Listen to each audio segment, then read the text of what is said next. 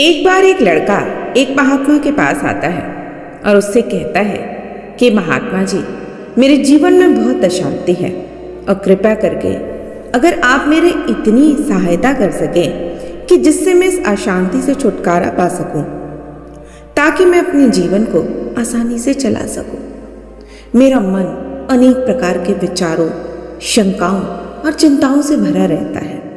क्या आप मुझे इस जीवन में इन परेशानियों से मुक्ति दिला सकते हैं?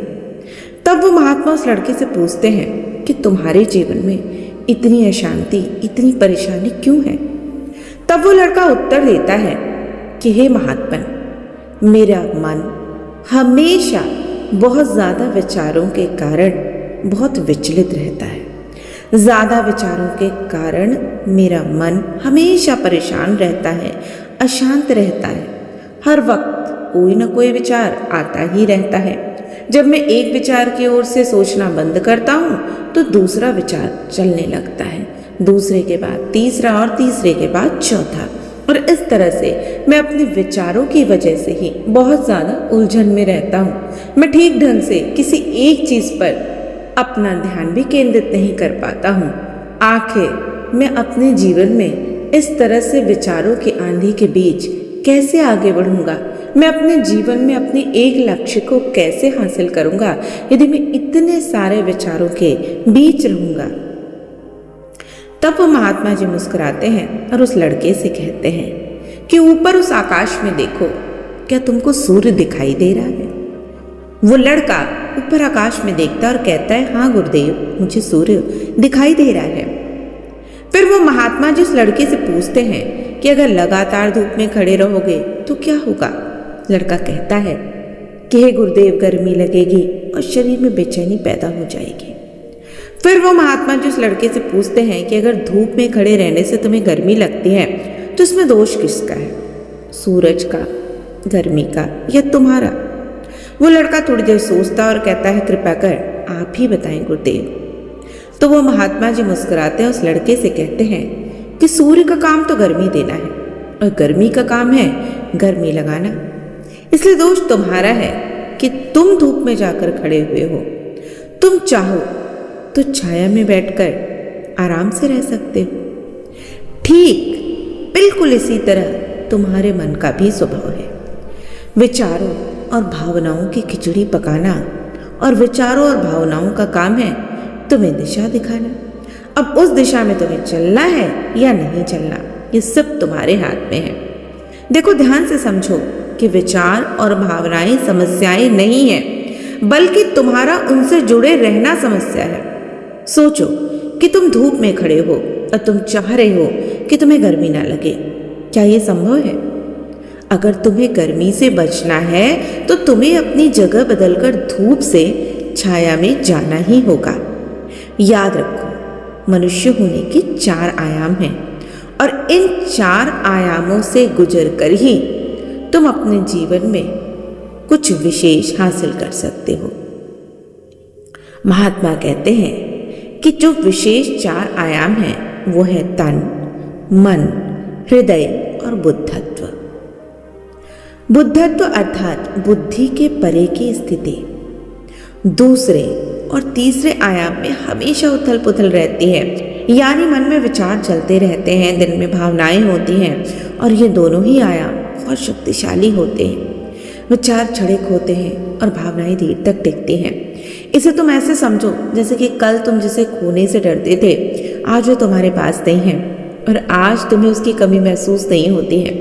कुछ समय हुई थी लेकिन अब नहीं हो रही, क्योंकि भावनाओं को अलग होने में थोड़ा समय लगता है, लेकिन विचार तुरंत बदल जाते हैं। जैसे अभी तुम कुछ और सोच रहे थे और थोड़ी देर बाद कुछ और सोचने लग जाओगे। इन भावनाओं के कारण ही तुम्हें किसी से प्रेम हो जाता है, फिर वही प्रेम नफरत में बदल जाती है, मित्र ही शत्रु बन जाता है और उसके बाद वो लड़का उस महात्मा जी से प्रार्थना करता है। तो फिर क्या करना चाहिए कि हम अपने विचारों से मुक्त हो जाएं, हम अपने मन को शांत कर सकें, हम अपने मन को एक सही दिशा में लगा सकें। इन 4 आयामों को कैसे साधा जाए कि बुद्धत्व की प्राप्ति हो सके, अपने मन को शांत कैसे रखें? तब वो महात्मा उस लड़के से कहते हैं, उपाय ये है कि तुम अपने तन के आयाम पे काम करो, और यही सबसे आसान तरीका है। शरीर के स्तर पे हमारी कर्मेंद्रियां हैं और ज्ञानेंद्रियां हैं। हमारी कर्मेंद्रियां कर्म से जुड़ी हैं और हमारी ज्ञानेंद्रियां ज्ञान से जुड़ी हैं। इनके प्रति हम अपनी संवेदनशीलता को बढ़ा सकते हैं, और इसका मतलब ये है कि हम जो भी कार्य करें उसे पूरे आनंद के साथ कर सकते हैं। जैसे अगर पानी पी रहे हो तो पूरी तरीके से पानी को पियो, पानी में डूब जाओ, पानी पीने में अपना 100% दे दो। तब वो लड़का पूछता है कि हे गुरुदेव, अगर मैं ऐसा करूँगा तो क्या होगा? तब वो गुरु कहते हैं, ऐसा करने से तुम मन और हृदय के आयाम से हटकर शरीर के आयाम पे आ जाओगे, और ये बिल्कुल ऐसा है जैसे तुम धूप से हटकर छांव में आ गए। मन और हृदय के आयाम पे अपना काम चल रहा है, लेकिन तुम और तुम्हारी जागरूकता तन पर आ गई। जैसे कि सुबह उठो तो सूरज की किरणों को महसूस करो, हवा को महसूस करो, आंखें बंद करके पक्षियों की आवाज़ों को महसूस करो। लगातार तन के आयाम पर काम करने से तुम एक दिन हैरान हो जाओगे कि तुम पक्षियों की आवाज़ों तो कानों से सुन रहे हो, लेकिन तुम्हारा चित्त बिल्कुल शांत है। तुम्हें तुम्हारे चित्त पे कोई प्रभाव नहीं दिखेगा, और फिर वो शांत हो रहा है। और यही वो पहला उपाय है जो तुम तन के आयाम पर जागरूकता के साथ कर सकते हो। फिर दूसरा उपाय करो। दूसरा उपाय है अपने भीतर की आवाज़, अपने भीतर की नाद, अपने भीतर के सुर को सुनो। फिर वो लड़का महात्मा जी से पूछता है कि गुरुदेव, अपने भीतर के सुर को कैसे सुने? तो महात्मा जी कहते हैं कि किसी बिल्कुल शांत जगह पे चले जाओ, जहाँ पर कोई शोर ना हो।